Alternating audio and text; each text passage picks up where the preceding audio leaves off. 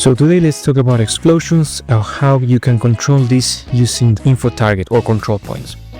So usually when you add a particle system, let me do it with this one for example, and you don't add control points, what's happening is that you get the explosion, for example in this case this particle system, and as you move the particle system around, then the explosion moves with it, right? So you don't need to add a control point to this type of particle system. But sometimes there's other particle systems, like this other one, where if you do not add control points, look at this, even though I'm moving the particle system around, the explosion is taking place in the center of the map, that is 0, 0, 0, the very center of the map. That entity you see right there is the reference to the skybox. So it's a 0, 0, 0. So this is a problem, right? Because you want to control where some of these particles effects take place.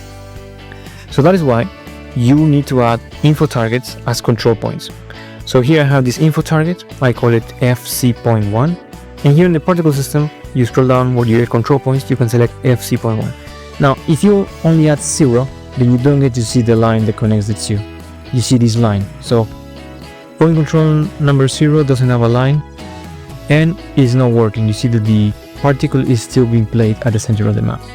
So sometimes you need to add this control point, rather, a control point number 1. So that way you get this line that connects them both, which is very helpful. But also that's the way in which you can control the explosion.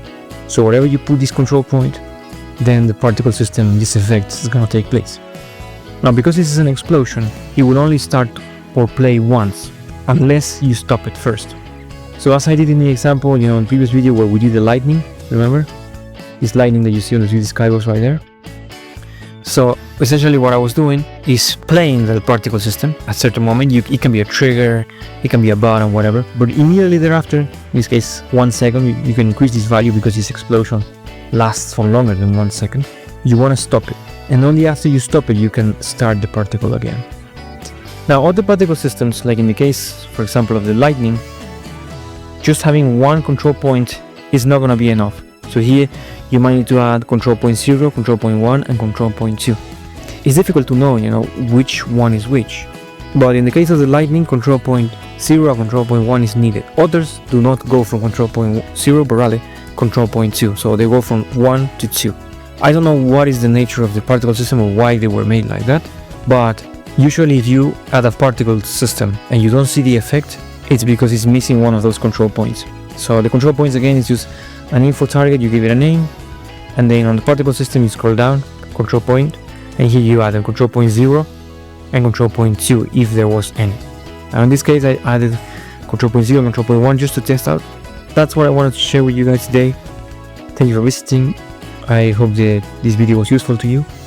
I'm currently exploring particle systems, so if I find out anything useful, I'm gonna share with you in one of these videos.